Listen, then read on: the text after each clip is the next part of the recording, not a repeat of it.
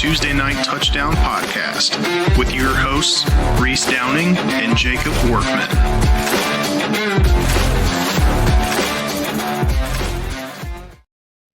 What is up, everyone? Tuesday Night Touchdown Podcast, NCAA edition, going into week 4 already. Joining, as always, co-host Reese Downing. Reese, what's going on? What's going on, brother? How's it going? Not too bad, not too bad. So last week, we did both miss our locks, but we did both hit our dogs. I gave out Texas A&M, Reese gave out West Virginia. And if anyone was listening at the end, I kind of threw out a little 3-team underdog parlay of A&M, Georgia Tech, and Cal that was plus 1425, and that came through for a very big weekend for us. This week, I don't have one of those, unfortunately, but that was a great one for last week. Reese, you have any takeaways from last week? No, just another good set of games. A little surprised at what happened with the Notre Dame game.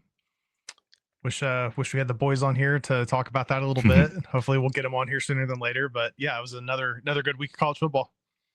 Yeah, I'm sure we would be hearing quite a lot about a missed holding call if they were on here. It was a terrible missed call, but I was still hoping for some fine content from Carter since he was at the game, but yeah, I can only imagine what was being said and done there. Yeah. So top 25 results from last week. Ohio State played Ohio. Ohio State won 37-9. Penn State beat Villanova 52-6. LSU beat Florida 20-10. Oregon beat Northwestern 34-14. Miami beat USF 49-12. Georgia Tennessee went to overtime with Georgia winning 44-41. Texas beat UTEP 27-10. Notre Dame lost to Texas A&M 40-41. Illinois beat Western Michigan 38-0. South Carolina lost to Diego Pavia and Vanderbilt 7-31. Clemson lost also to Georgia Tech 21-24. Oklahoma beat Temple 42-3. Iowa State beat Arkansas State 24-16. Ole Miss beat Arkansas 41-35. Bama beat the hell out of Wisconsin 38-14. Utah beat Wyoming 31-6. Texas Tech beat Oregon State 45-14. Michigan beat Central Michigan 63-3. Auburn beat South Alabama 31-15. And Missouri beat Louisiana 52-10. So for the top 25, the number 8, 11, 12, 15, and 18 teams all lost last week. Let's go Clemson. Dabo had quite the fiery speech today. He had. I don't know how people are going to respond to it. They're going to take it in a good way or bad way, but I'm sure the team will love it. So coaching news, UCLA's Deshaun Foster, he was 5-10 overall. He has been fired before the school even started class. They don't even start class until Monday, the 22nd. So they have lost a coach before school even started, which is pretty impressive. Vatek, Brent Pry was fired. He was 16-24 overall. UCLA, Tim Skipper is going to be their new interim coach. Vatek is going with Philip Montgomery. This does open the portal for both teams now for the next 30 days. And since neither team has played 4 games yet, all the players are still eligible to redshirt. So a lot of craziness probably going to be going on at those schools here in the next few weeks. Yeah, just starting with Deshaun Foster, I think he was a little out of his element from the beginning. If you look at like that opening press conference where he told reporters he's like UCLA is in LA with USC, like he just felt like he was a little bit out of place. And I know he didn't get much time, only 15 games. UCLA was kind of in a scramble spot with Chip Kelly heading to Ohio State in February, so they were late to the game to find a new coach. Taking a look at some of the coaches that have been in consideration, Danton Lynn, I think, makes a lot of sense. He's in LA. He was the former DC, UCLA. Oregon's DC, Lapoy, maybe a good fit. New Mexico's head coach, Jason Eck. And even Florida State's DC, Tony White, could be a good fit considering he's got ties with the program. Yeah, there's been a lot of talk of Tony White. I also saw a lot of talk of PJ Fleck, too. Yeah, I think I read about PJ Fleck too, and then taking a look at on the Virginia Tech side, not shocked at all there. I think we started talking about Brent on the hot seat last year, 16-24 in 4 years. He started the year over. Defensive Penn State just didn't transition to Virginia Tech. A few names besides, starting with Philip Montgomery, if he can gather some wins there, it might be worth a shot. He's got a lot of head coaching experience with the Green Wave, right? He was also the OC when RG3 was there. I read Golish's name at USF. I read Billy Napier's name if he happens to get booted from Florida as being a potential option. And then I've even heard Michael Vick's name, which I think is a little interesting. I don't think they're gonna. That's a long shot swing. As hyped as their fans would get. Be interested to hear what our Virginia Tech fan has to say about all of this if he's listening and wants to drop something in the comments. Yeah, definitely. I'm sure he'll at least give us a comment. I don't know if he listens live or not, but yeah, I am interested to hear what Mr. Vatek would have to say about who he wants at least for their next coach. I know just a few things I saw were Beamer and JMU's coach, and then the other one for UCLA was Jonathan Smith for Michigan State. So yeah. We'll see what happens there. Obviously, we've got a long way to go and a lot of roster movement going to be happening there. Well, I see. I'm going to be interested in who's going to be the next coach. Is it going to be Gundy? Is it going to be Napier? Is it going to be Luke Fickell? Tony Elliott of Virginia. His seat's awful hot right now. Yeah, there's a lot. It could be Napier too. I mean, it could be. Yeah, that's what I'm saying. Napier's definitely one of them. Yeah, be a lot of people. Who knows? Yeah. So one of the things I was going to bring this up a few weeks ago and just never got around to it, but it kind of got featured a little bit more this week because Georgia Tech and Clemson was such a big game. But anyone that watched the XFL or the USFL, now the UFL, whatever, they've always had to where you can hear what the communication was from the replay booth to the officiating. You can kind of see what they were looking at and what they were talking about. So the ACC, which I don't understand why all of college football and all of the NFL at every level of football that has this capability, we should get this access because this is important stuff.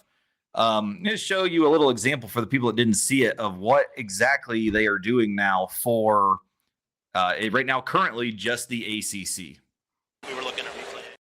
I mean, he has it through the ground, so I'm not worried about that.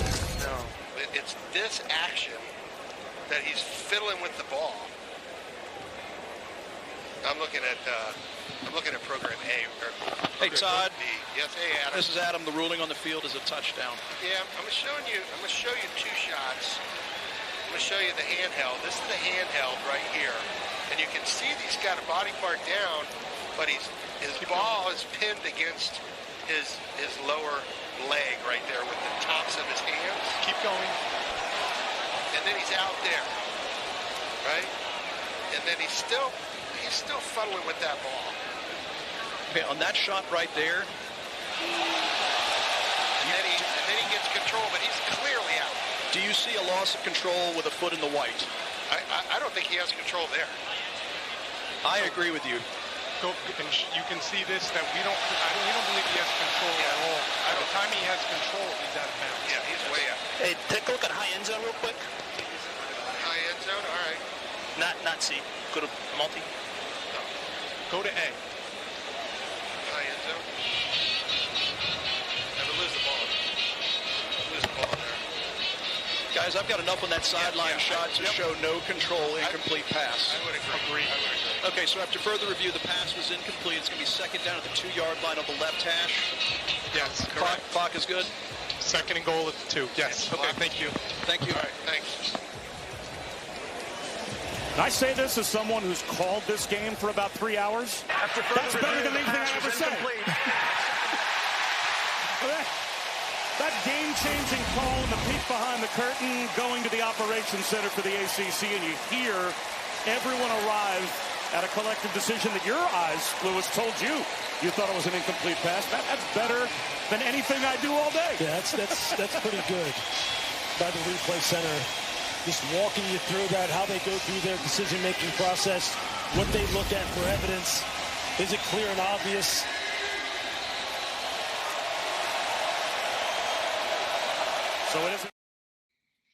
So that was just a little example. And like I said, the XFL, the USFL, now the UFL, they've been doing it for a couple of years. And I'm so glad that a real conference like in college football has finally decided to do this. It's perfect. Like we just need more of this all across the board. The only thing that I would say we still need to add in is, and this is probably more NFL than college just because of the replay differences, but in the I can't think. I think it's called the UFL now, that merge league.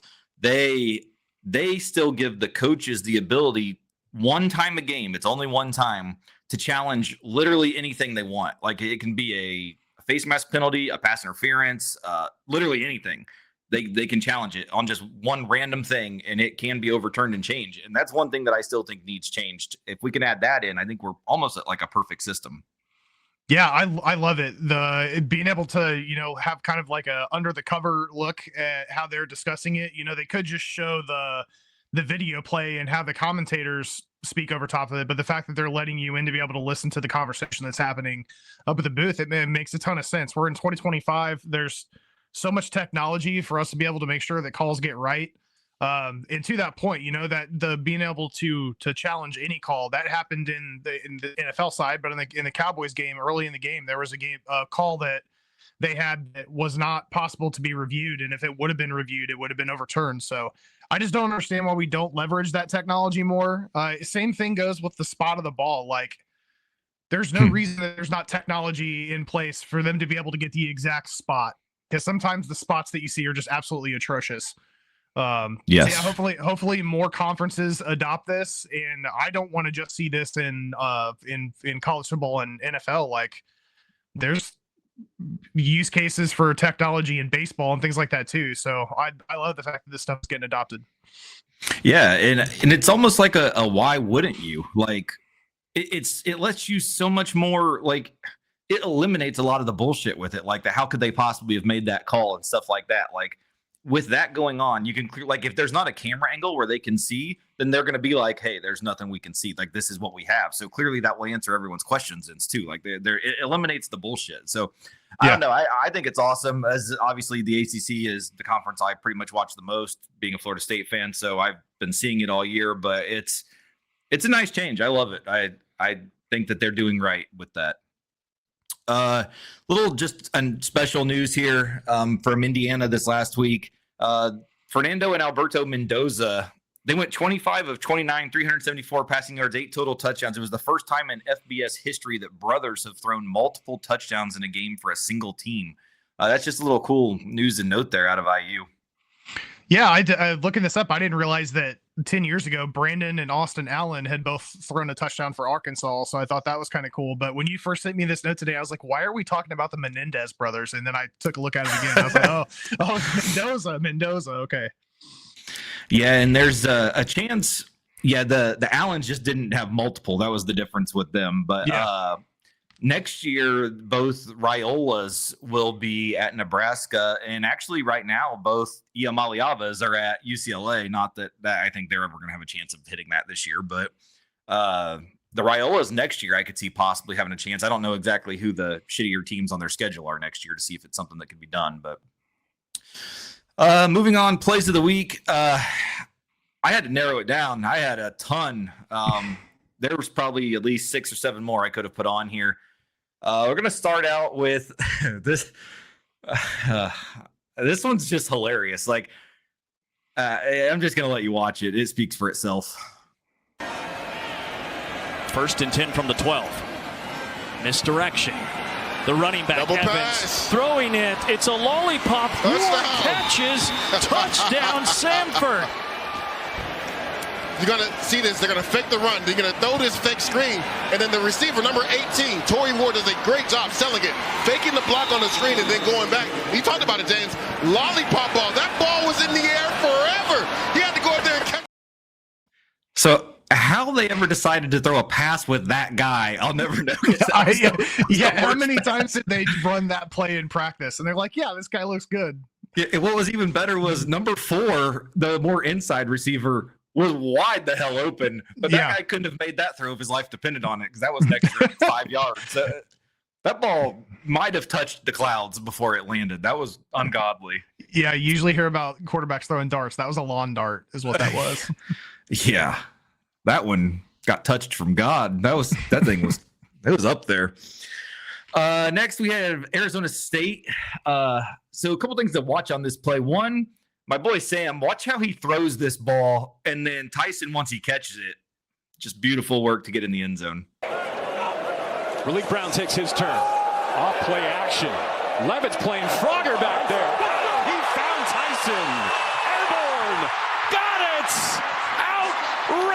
Davis.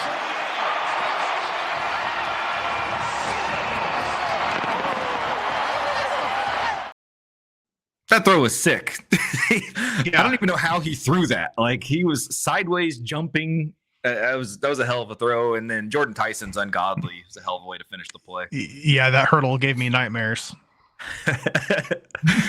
There was actually in the Steelers game, I think it was Warren. He hit quite the hurdle, and it made me think of what I do to you in the video game. Next, we got two highlights coming up next from a game that you probably never thought you would see a highlight ever from. The Purdue USC game.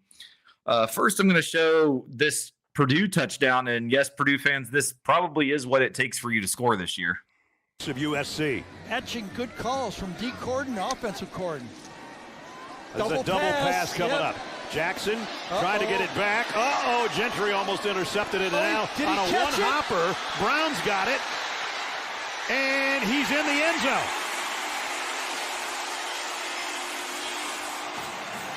Was that considered a lateral? And then he just scooped it up? I don't think he caught it, did he? At any rate, it's a touchdown. The ruling on the field is both passes were backward. The ball was recovered by the offense. The result of the play is a touchdown. How do you not know that pass wasn't caught? Well, that too. Yeah, like, you're paid to commentate the goddamn game. I think you should know that wasn't caught. What were you watching that you were like, did he catch that? I think he was so baffled by the double pass, I guess. I don't Jesus. Yeah, but and the then, fact that was Purdue quarterback throws his shoulder out. So that was one Purdue offensive play. Here is another Purdue offensive play with a little different result. Brown, heavy pressure, hit as he throws, it's intercepted. Picked off by Jamal Jarrett, the big guy, rumbling his way. He's going to take it all the way for a touchdown, USC. 360 pounds, lumbering 70 yards for the touchdown. I bet that felt like 200 yards for him. Yeah, it was ultimately from the secondary, Kamari Ramsey, number 7, that gets the big hit and pops the ball into the air. Right here is the guy that makes the play on Ryan Brown. Then that ball pops out, free run, puts it up in the air. This is a dream come true. And then there's nobody that can catch him. Even though he runs a 5'6", 5'8", 40, there's nobody there. 70. I love the shove at the end there. The shove at the end. Yeah, get it done, big fella. I love too when the announcer goes, "This was a dream come true." And one last play of the week for the Notre Dame fans. Sorry to make you relive this one. Always falling forward and getting positive yards. Craver, the motion man, on 2nd down and 6. Fake it to Moss on the run. It's Craver out of the backfield. He's got a lot of speed down the sideline. Craver still going. Oh, Mario Magic. Touchdown. 86 yards on the catch and run.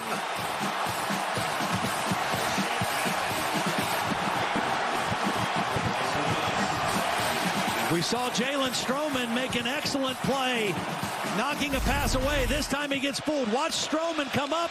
He thinks it's just going to be a little flat route. Instead, it's an out and up. Stroman is beat automatically, and then just poor tackling on the sideline.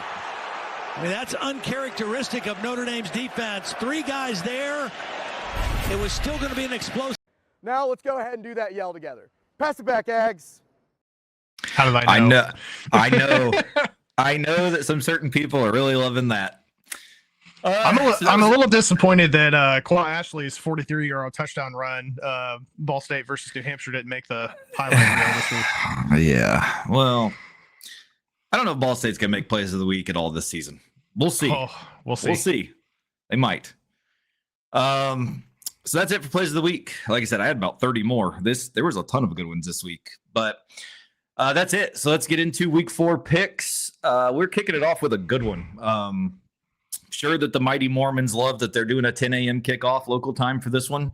Number 17, Texas Tech, is going on the road to number 16, Utah. Utah's a 2.5-point favorite at Rice-Eccles Stadium in Salt Lake City. 57.5 over-under Saturday at noon on Fox. Yeah, we'll see if Utah being at home helps here with it being as early as it is. I think whoever comes out of this game likely solidifies himself as Big 12 favorite. Morton's been slinging it so far this year, leads Big 12 in passer rating, but they haven't really played a team quite as talented as the Utes. Dual threat Dampier's been a stud in his own right. First time these two teams have played since 1973, so that should be a fun one. I think the timing of this game is just possibly going to throw Utah off a little bit. I'm going to roll with Tech here in the points. I'm going with our Big 12 rule here. I will bet the home team, especially when that home team is Utah. That's not the last couple years, because I think Utah's back. I'm going Utah minus the 2.5 here. UAB is going on the road, number 15, Tennessee. Tennessee's a 39.5 point favorite at Neyland Stadium in Knoxville, Tennessee. 69.5 over under Saturday at 12:45 on the SEC network. Vols coming into this one after a tough loss against the Bulldogs at home, but they shouldn't have that much of a hangover here against a team that's averaging like 36 a clip to Alabama State, Navy, and Akron. Big spread here, but I'm going to take Rocky Top here minus the points. Yeah, I'm on Tennessee also. I mean, that was a hell of a battle last week. Realistically, probably should have won. But I think they rebound against a team that's not that great. We got a civil war going on. Oregon State is going to number 6, Oregon. Oregon's a 35.5 point favorite at Autzen Stadium in Eugene, Oregon. 55.5 over under Saturday at 3 on the Big Ten Network. Yeah, Ducks have won the last 2 in this one by just under 30. Oregon State's 0 for right now. They're giving up almost 40 a game. I expect the Ducks to use this as a little bit of a tune-up game for their showdown next week against Penn State. So let's go Puddles here minus the points. Yeah, Oregon State is straight ass. So I'm on Oregon minus 35.5, even in a rivalry game. Yeah, I'm looking forward to this one.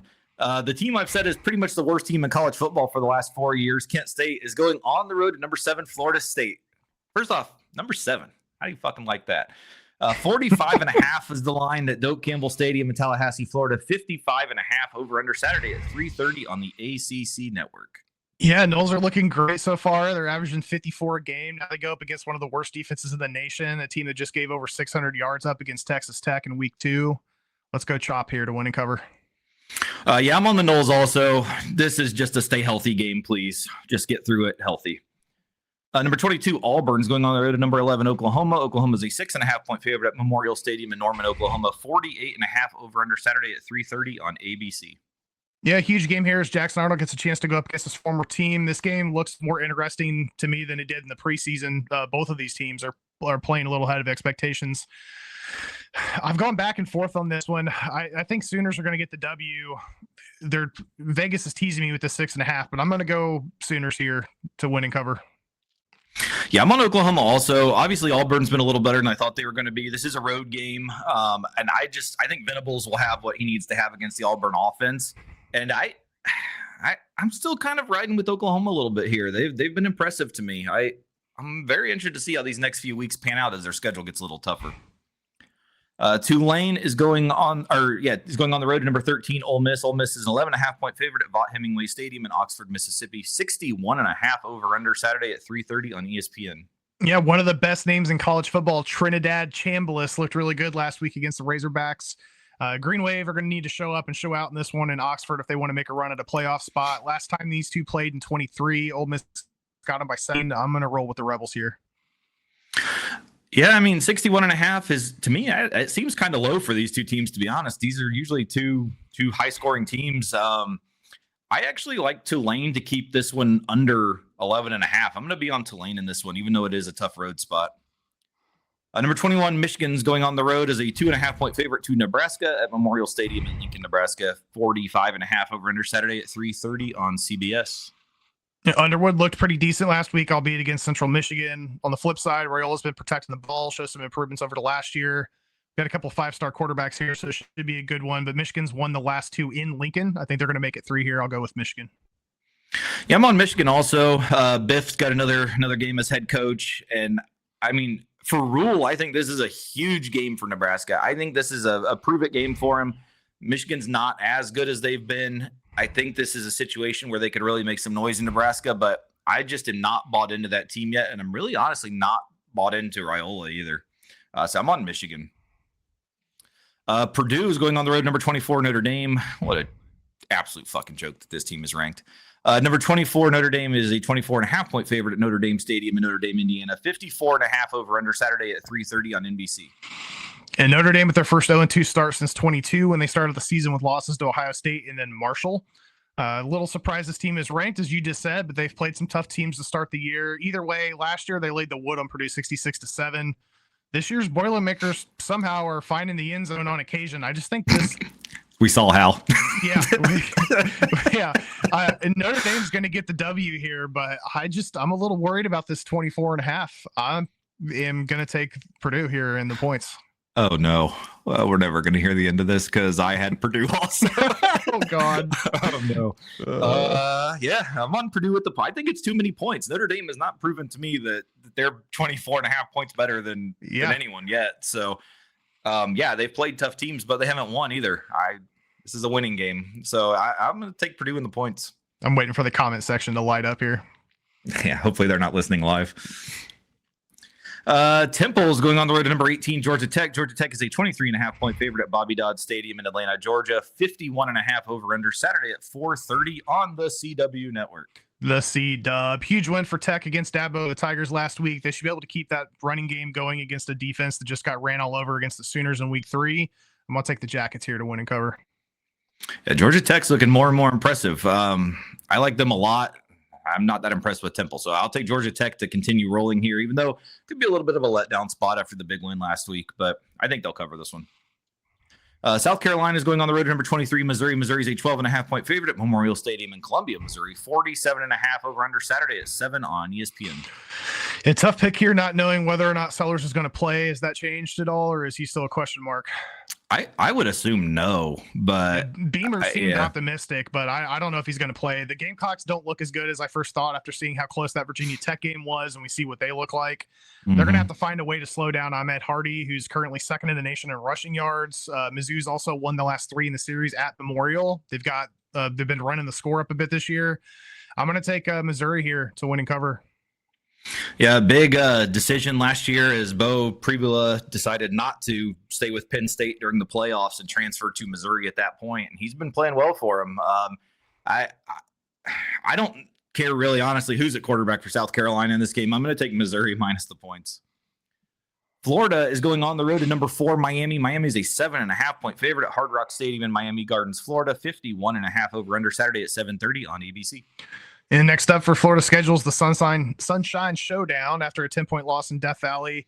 Rough road stretch for the Gators. The spread here seems favorable for the Hurricanes. Lagway's going to have to step it up. Beck hasn't lost in his career to the Gators. I don't think it starts here. I'm going to take the Canes to win and cover. If I was Lagway, I would redshirt and transfer. I'd be done. This is he's actually, I don't even know if I would. There's so many questions. He hasn't even been that good. I think this is Miami in a blowout. Florida's in shambles, and yeah, it's I'm not surprised better with that schedule. It actually went up a lot. It was, I think, like 4.5 or 5.5. It jumped a lot. So there's some news. Obviously, someone knows that Florida's even worse than what we think, and that's bad. So I'm going to take Miami. Number 9, Illinois is going on the road to number 19, Indiana. Indiana is a 5.5-point favorite at Memorial Stadium in Bloomington, Indiana. 52.5 over under Saturday at 7:30 on NBC. Yeah, it's going to be a great QB matchup with Altmaier and Mendoza. Both of them have been balling out. Illini are going to need to slow down the Hoosier rush. Illinois is going to have to figure out Indiana's pass D. I think this is going to be a tight finish, but I'm going to take the Illini here in the points. Yeah, I'm on IU, but it does concern me a little bit just because Illinois has at least had a little bit of competition where IU has played just pure shit so far this season. So we kind of still don't know a lot about them yet. I do trust their offense, though, to be able to keep going against Illinois. I like Cignetti. I like what he's done there. So I'm going to give him some faith in their first big matchup of the year. So I'll take IU minus the 5.5. Georgia State's going on the road to number 20, Vanderbilt. Vanderbilt's a 27.5-point favorite at First Bank Stadium in Nashville, Tennessee. 53.5 over under Saturday at 7:30 on the U. Yeah, interesting matchup here. Georgia State beat Vandy last year. I'm sure they have that in mind. Commodore's defense has been playing pretty lights out. They're giving up around 10 a game. The pisser continues to show out. This is a salty spread, which makes me a little bit nervous, but I'm going to go ahead and roll with Vandy here, minus the points. Don't forget in the preseason, I gave out the Vandy win total. It was 4. They're going to hit it this week. Vandy 27.5 cover. And I don't know if you saw the game, but Theo Vaughn gets to go on a date with the mother, Pissers mom, which is awesome, absolutely hilarious. Southeast Louisiana is going to number 3 LSU. We don't have a line for that, so we'll just play this while we do this. All right, so that's what we get for LSU this week. Sam Houston's going on the road, number 8 Texas. Texas is a 40.5-point favorite at DKR, Texas Memorial Stadium in Austin, Texas. 51.5 over/under Saturday at 8 on ESPN Plus and SEC Network Plus. Yeah, I keep hearing that this is the game that Arch is going to finally figure it out, but Texas is not covering these large spreads. I know Sam Houston has a 1-a-game, but they've been finding the end zone. Until Arch proves otherwise, I can't trust him, so I'm going to take the 40.5 here. I'm the same way. I'm on Sam Houston also. I have no trust in this game. And we've got to be coming up on the Red River Shootout. I don't know. Usually it's within these next couple of weeks, so it's got to be very soon. And the way Texas looks right now, they need to get things fixed quickly. Yep. Michigan State is going on the road to number 25 USC. USC is an 18.5-point favorite at Los Angeles Memorial Coliseum in Los Angeles, California. 56.5 over/under Saturday at 11 on Fox. Yeah, Big Ten's got some really solid QBs this year, but Jaden's been one of the best. USC's only behind Texas Tech in points per game so far this year.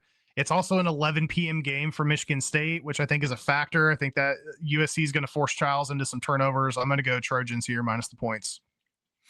Yeah, I actually, Jonathan Smith and Aiden Childs were in the old Pac-12 with USC. So I think they can cover. I think they can keep this closer than a lot of people think. I think this is going to be a really good game, actually. So I'm on Michigan State to cover, not to win, though. So that will wrap up our top 25 picks of the week. It is time to go to the wonderful Muncie 6-pack, where we will kick it off with Syracuse going on the road to Clemson. Clemson's a 17.5-point favorite at Memorial Stadium. Pretty sure it's like the 9th Memorial Stadium in Clemson, South Carolina. 55.5 over/under Saturday at noon on ESPN. Yeah, these guys didn't play last year, but Syracuse has covered 3 of the last 4. That includes 3 games at Clemson. Dabo has failed to cover this year. They've been playing the under. I'm going to take Syracuse and the points here. Yeah, I was on Syracuse until Dabo today. I think that might be enough to get the team ready. Dabo, if you didn't see it, Dabo basically came out and he was like, talk all the shit you want. Get rid of me if you want. I'll go somewhere else. I'm not going to the beach, but I'll win wherever I go. He goes, we've won the league like 8 out of the last 10 years. If that's not good enough, then get rid of me. So he basically came out and was talking all kinds of shit. I know the fans aren't really that pleased with him in the way that Where's Tyler? Yeah, we need the Tyler from Spartanburg. He probably canceled that show after that because he's a big jackass. But I just think Clemson, it's kind of do or die at this point with 2 losses already. So I think they've got to come out and put on quite a performance if they want to have a good year. So I'm going to be on Clemson to cover here. North Carolina is going on the road to, as Bill called them, Central. Central is a 6.5-point favorite at FBC Mortgage Stadium in Orlando, Florida. 47.5 over/under Saturday at 3:30 on Fox. Yeah, UCF is coming off a bye here. We'll see if Scott Frost has got the Knights ready for this game. UNC's looked a little better since the TCU showdown, but I'm going to take the Knights here minus the points. Yeah, I'm actually on North Carolina. I'm kind of interested to see Belichick versus more of like the gimmicky college offense like Scott Frost. So it's kind of an interesting X's and O's battle here for this one, but I'm going to take North Carolina to get the cover in this one. Mighty Ball State is going to be on the road facing UConn. UConn's a 21.5-point favorite at Pratt & Whitney Stadium in East Hartford, Connecticut. 52.5 over/under Saturday at 3:30 on the CBS Sports Network. Yeah, I got the win, albeit against New Hampshire last week. Back-to-back covers for the Chirps after the abysmal start to the season in West Lafayette.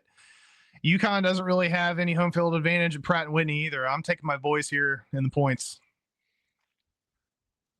I'm going to be on UConn. I have no faith in Ball State at all. They've looked horrendous to me. I don't know. We'll see. Just hand the ball to Qua. That's really what they should do. Their passing is about as good as that Samford pass against Baylor we saw. Yeah. Kelly's. Yeah. West Virginia is going on the road to Kansas. Kansas is a 13.5-point favorite at David Booth, Kansas Memorial Stadium in Lawrence, Kansas. 55.5 over/under Saturday at 6 on the One for Fun. Yeah, the last Memorial of the week here. West Virginia won the matchup last year in a tight one, 32-28, but they'll likely be coming off a bit of a hangover after the big win against Pitt.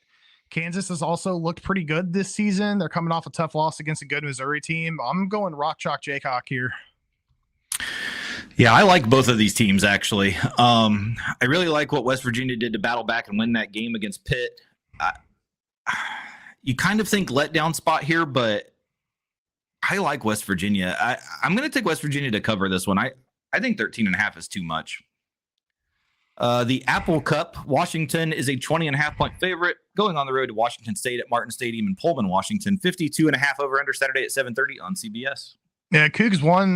They took the W last year, 24-19 in Seattle. The Huskies coming off a bye to prep for this one. I think Washington gets the win. 20.5 just seems a little bit salty for me for this game. I'm going to take the Cougs and the points here, but I do think the Huskies are going to come out victorious. Yeah, I'm actually just on Washington in this one. Washington State and Oregon State both have really faltered with that lack of a conference, and you've seen it dwindle year by year. I think Washington comes out and just beats the hell out of them. Arizona State is going on the road to Baylor. Baylor's a 2.5-point favorite at McLean Stadium in Waco, Texas, home of Chip and Joanna. 59.5 over under Saturday at 7:30 on Fox. Yeah, good showdown here. A couple good 2-1 teams. I went back and forth on this one. My concern for Baylor is slowing down Arizona State's rushing attack. Baylor's given up almost 190 a game. Sun Devils are one of the better rushing attacks in the country, so I'm going to take the Dilly and the boys here with the points. Yeah, this is one I'm going away from my Big 12 home team theory. I'm on Arizona State to win this game outright.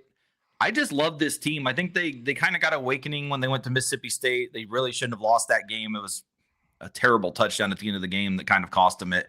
I think Arizona State got the wake-up call they needed. They're ready for conference play, and this team is very good. The winner of this game, if Arizona State can win this game, then the Texas Tech, Utah winner, I think we've got a pretty clear advantage so far, as much as we can give someone for the top of the conference.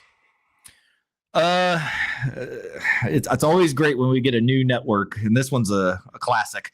Fresno State is a 2.5-point favorite going on the road to Hawaii at the Clarence T.C. Ching Athletics Complex in Honolulu, Hawaii. 47.5 over under Sunday at midnight on the Mountain West app. Yeah, Jake's already downloading the app right now. I can tell you that. I actually already have it. I had to have it to watch their game in week 1. Okay, well, there you go. Hawaii got the upset last year in a close matchup, 21-20. They have covered 9 of their last 10 at the Ching. But Fresno's riding a 3-game streak after dropping the opener to Kansas. This is a little bit of a tight line, but I'm going to take your boys here minus the points. Yeah, I'm on Fresno just because of the questions with Hawaii's quarterback. Jesus, his name's escaping me. Alajardo. I can't. His name's escaping me right now. But he got injured, and we're not sure if he's going to be back playing yet or not. Fresno, after starting kind of shitty, he's kind of been a little bit on a roll. So I like Fresno to get the win and cover on the island. Probably end about 3:30 in the morning on Sunday. So that is going to wrap up our Muncie 6-pack. It is now time for the lock of the week. Lock me in minus 13.5 Kansas over West Virginia. We have broken the country road. I am on Oklahoma minus 6.5 at home against Auburn. Like I said, I just really like this Oklahoma team so far. They haven't proven me wrong yet. Mateer, one of the reasons why Washington State has been very bad this year is because Mateer left, and he's very good. Oklahoma's defense has been great. I think Auburn's going to kind of be a similar style to Michigan, what they played against Oklahoma, and Oklahoma fared well in that one. So I do like Oklahoma at home.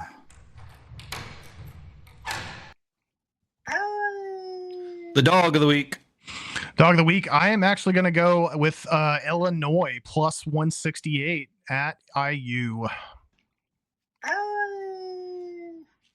My dog of the week, we just talked about it a few minutes ago. Arizona State is a plus 105 going on the road to Baylor. Give me Dilly and the Devils. All right, so that is going to wrap up our Week 4 pick episode. For those of you watching live, if you would like to hang around, the NFL picks episode will be coming up here very soon. For those of you that don't watch live, click your button back to our channel, hit subscribe on it, and then watch our NFL show. We will see you guys next week. Goodbye, everyone. Cheers, guys.